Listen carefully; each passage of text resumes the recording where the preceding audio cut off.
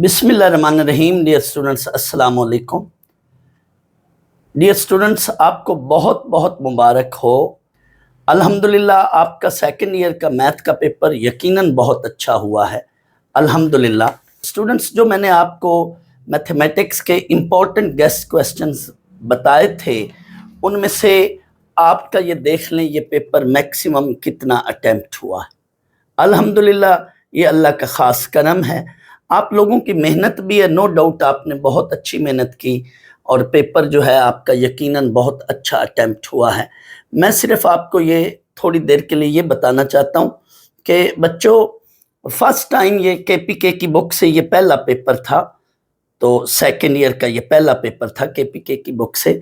तो first time जो paper होना हो, यानी इससे पहले इस बुक से हमारे पास कोई ऐसे इस बुक से कोई हमारे पास ऐसे पहले सिवाय सैम्पल पेपर के जो फेडरल बोर्ड का था सैम्पल पेपर, उसके अलावा कोई हमारे पास ऐसा और पेपर नहीं था जो फेडरल बोर्ड में पहले हो चुका हो और उससे हम असेस या गैस कर सकें।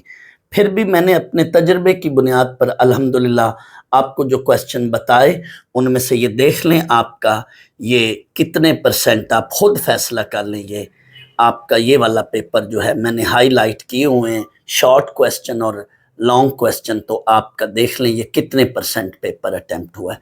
मैं चंद लम्हात के लिए ये पेपर आपको उस तरह से भी समझाता हूँ, मैं दूसरे तरीके से पेपर को रख के तो समझा देता हूँ। साथ ही मैं चंद मिनट्स के अंदर एमसीक्यूज जो हुए हैं वो भी आपसे शेयर कर देता हूँ कि इनको करना कैसे था और इनका आंसर क्या आ रहा है। ये चंद एक मिनट की टोटल बात है, तो ये मेरी वीडियो देख लें। अल्हम्दुलिल्लाह मैक्सिमम ये देखें कितने क्वेश्चंस अटेम्प्ट हो चुके हैं हुए हैं। अल्हम्दुलिल्लाह जिन बच्चों ने मेरे ये इम्पोर्टेंट गेस्ट क्वेश्चन किए थे, ये उनका ये चेक कर लें, आपका ये टोटली जो है कितने परसेंट पेपर अटेम्प्ट हुआ है, ये आपके सामने है। जी स्टूडेंट्स, ये देख लें आपका ये मैंने साथ वो क्वेश्चन में साथ मैंने मेंशन की हूँ कि मेरे गेस्ट क्वेश्चन में। जी स्टूडेंट्स, ये देख लें ये 11.2 के क्वेश्चन नंबर 2 जैसा ही क्वेश्चन है, इसमें थोड़ी सी उन्होंने चेंज की है, बाकी ये सारा इसी तरह का क्वेश्चन है और मैंने ये बताया हुआ है। लेकिन ये वाला मैंने बताया तो नहीं था, लेकिन ये बहुत है सिंपल क्वेश्चन। आप साइन स्क्वायर की जगह 1 माइनस कोसाइन स्क्वायर लिखकर a माइनस बी और a प्लस बी का फार्मूला लगा लें, या इसी को 1 प्लस कॉस थीटा से मल्टीप्लाई डिवाइड करके वो फिर ऊपर बन जाएगा साइन स्क्वायर, काट कर लिमिट पुट कर लें। ये बड़ा सिंपल सा क्वेश्चन। ये स्टूडेंट्स एसएलओ बेस्ड क्वेश्चन इन्होंने बनाया। मैं इस तरह का क्वेश्चन अक्सर क्लास में बताया करता हूँ। इसमें क्या करना था, एफ ऑफ 1 निकालेंगे तो वो इस फंक्शन से निकाल लें, and f of x limit x approaches to 1, उसके लिए ये फंक्शन लिख लें। इसके लिए ऊपर से 3 कॉमन लें, फिर a माइनस बी और a प्लस बी का फार्मूला लगाकर x माइनस 1 को काट कर फिर लिमिट पुट कर लें और फिर इन दोनों को इक्वेट कर लें, क्योंकि फंक्शन कंटिन्यूज है तो k की वैल्यू मिल जाएगी। ये क्वेश्चन जो है ये एक्सरसाइज 9.2 का क्वेश्चन नंबर 1 है। ये स्टूडेंट्स एक्सरसाइज 3.3 का क्वेश्चन नंबर 3 है। ये मैंने आपको बताया हुआ है, बुक वालों ने में टी वेरिएबल है और पेपर बनाने वाले बंदे ने जस्ट टी की जगह थीटा लेकर इसको एसएलओ बेस्ड क्वेश्चन बना दिया। ये स्टूडेंट्स जो है ये एक्सरसाइज 2.1 का क्वेश्चन नंबर 6 है, ये बताया हुआ है। ये स्टूडेंट्स एक्सरसाइज 5.1 का जो है ये क्वेश्चन नंबर 4 है।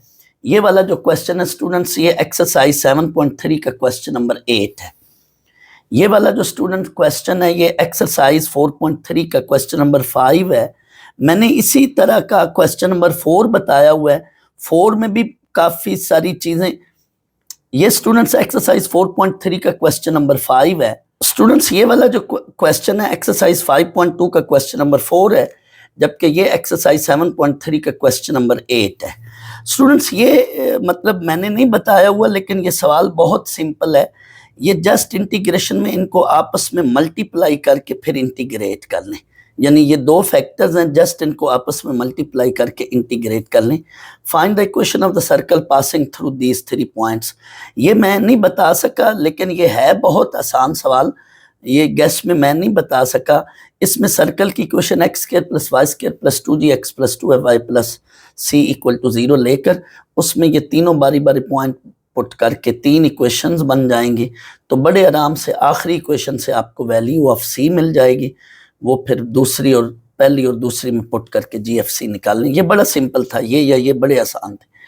ये वाला क्वेश्चन डिफरेंशियल इक्वेशन का वेरी सिंपल क्वेश्चन है, बट मैं ये गैस में नहीं बता सका, लेकिन मेरे लिहाज से ये मैंने जो है एक्सरसाइज बताई हुई है उस का MCQ टाइप के क्वेश्चन के साथ ये मिलता जुलता है, लेकिन ये 4 नंबर को उसने बना कर दे दिया है। बहुत सिंपल क्वेश्चन है बच्चों, इसमें इसको और इसको इकट्ठा कर लें और यहाँ से y कॉमन ले लें और वेरिएबल सेपरेबल वाली, और इसको सेपरेट द वेरिएबल करके इंटीग्रेट करें, बहुत आराम से हो जाना है। यानी ये मैंने बताया नहीं है, लेकिन ये ऐसा सवाल है कि आराम से हो सकता है, बाकी सारे बताए हुए मैंने। Find the area under the curve, find the area of the graph over this interval. ये सेम एज क्वेश्चन नंबर 1 है, एक्सरसाइज 6.1 की तरह। इसमें लिमिट्स उसने दी हुई हैं, तो आपने इसको इंटीग्रेट करना है, सिंपल है ये question. Find the extreme values, ये बच्चों एक्सरसाइज 4.3 का ये मैंने क्वेश्चन नंबर 5 बताया, जबकि उसने इसी तरह का ये क्वेश्चन नंबर 4 दिया हुआ है। ये क्वेश्चन नंबर 5 है, जबकि मैंने जो है क्वेश्चन नंबर 4 बताया हुआ है एक्सरसाइज 4.3 का, तो दोनों में कैलकुलेशन सेम है। ये एग्जैक्टली आया हुआ है मेरे गेस्ट क्वेश्चन में से 7.4 का क्वेश्चन नंबर 6 है। स्टूडेंट 7.4 का ये क्वेश्चन नंबर 4 मैंने बताया हुआ है, ये नहीं मैं बता सका, लेकिन किसी स्टूडेंट ने इसको करना हो तो इसमें वेरिएबल की पावर 2 है, तो 2 बार जो है इस पर इंटीग्रेशन बाई पार्ट्स लगेगी। ये वाला क्वेश्चन जो है एग्जैक्टली मैंने बताया हुआ एक्सरसाइज 9.1 का क्वेश्चन नंबर 8, ये वाला एक्सरसाइज 3.1 का क्वेश्चन नंबर 6 है।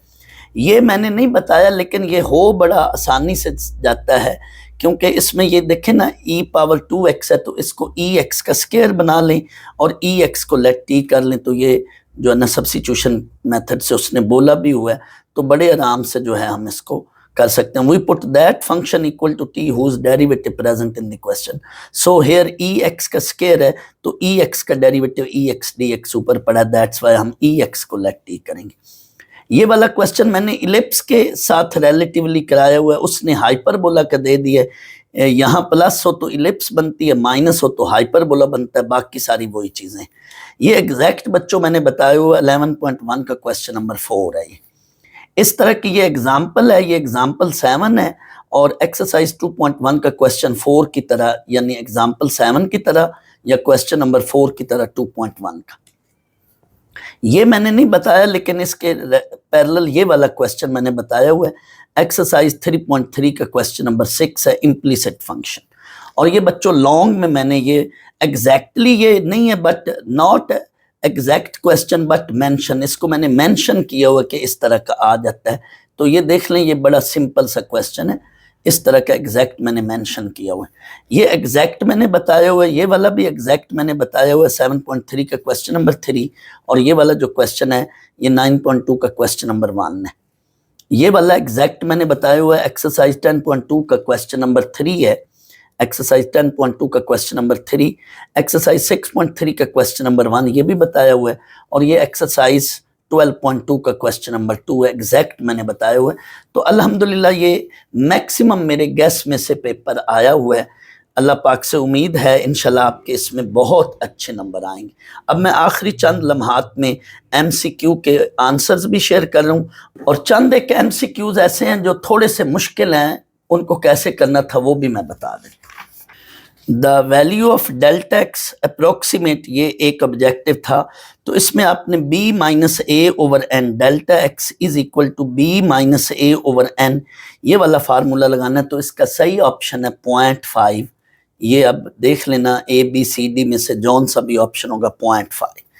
ये स्टूडेंट्स लिमिट का सवाल है, इस पे आप एल हॉपिटर रूल भी लगा सकते हैं, और इसमें a माइनस बी और a प्लस बी का फार्मूला लगा लेना, ये 1 का स्क्वायर बनाकर a माइनस बी और a प्लस बी का फार्मूला लगा के फिर आप इसको x को x से काट दें, और 1 से 1 ऊपर कट जाएगा, x से x कट जाएगा, फिर आप लिमिट पुट करेंगे तो इसका आंसर 4 बन रहा है।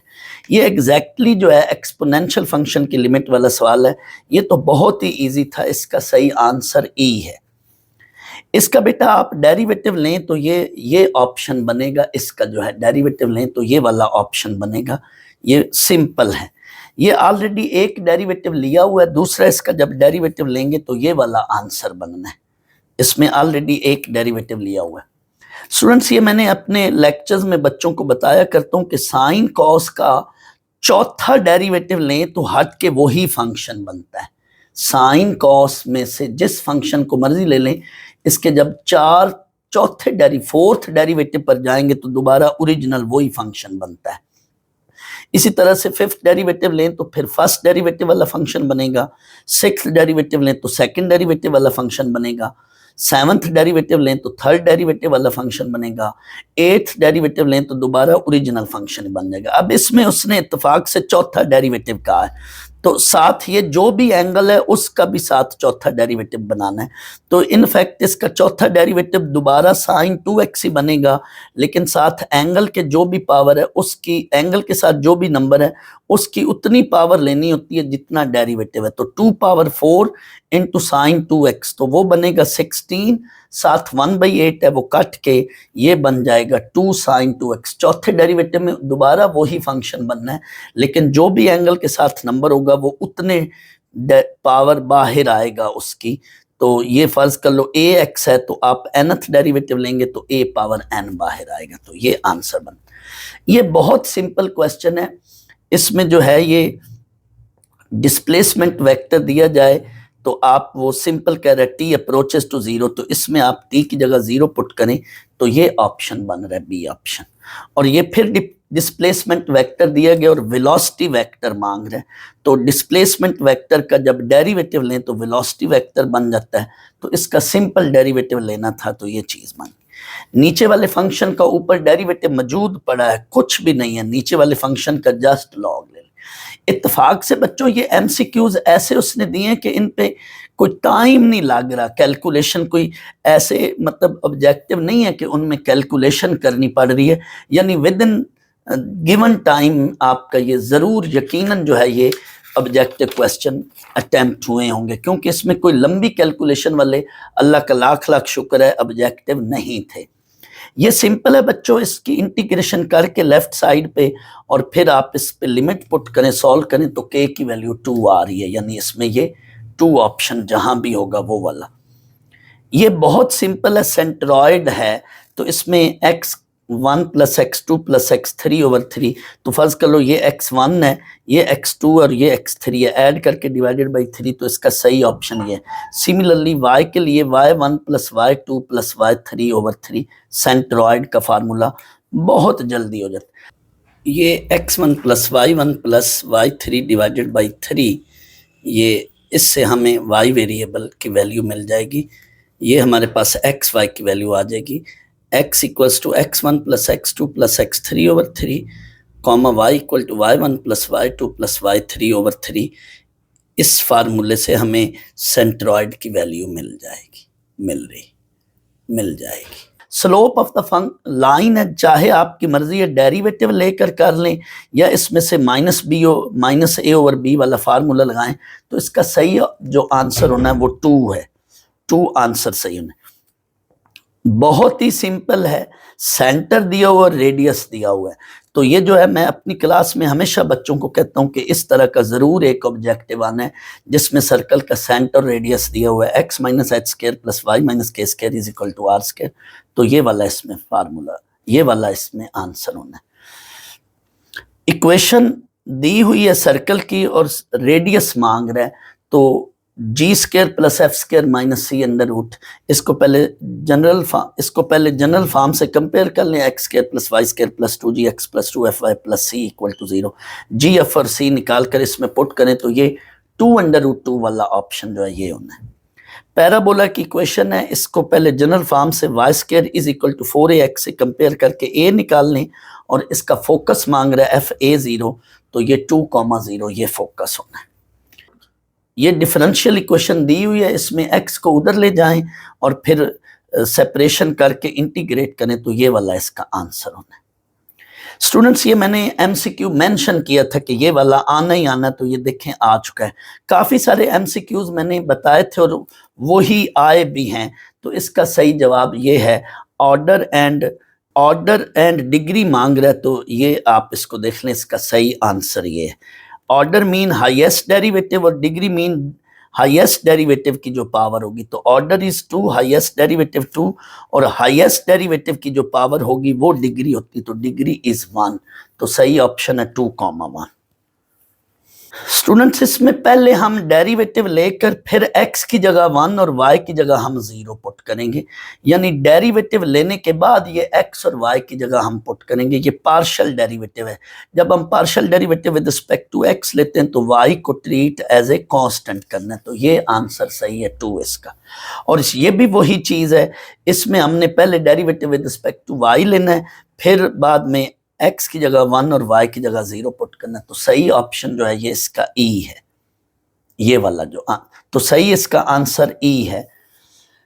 ये स्टूडेंट्स फंक्शन है, इसमें डेरिवेटिव लेकर x की जगह x0 और x0 इक्वल टू 0, इनफैक्ट हमने डेरिवेटिव लेकर डायरेक्ट 0 इसमें पुट कर देना है x की जगह। तो ये वाला आंसर इसका आएगा -2। मेरी अल्लाह पाक से दुआ है कि आपके बाकी पेपर भी बहुत अच्छे हों, और अल्लाह पाक से ये भी दुआ है कि तमाम बाकी पेपर्स में बहुत अच्छे नंबर आएँ। आमीन सुम्मा आमीन।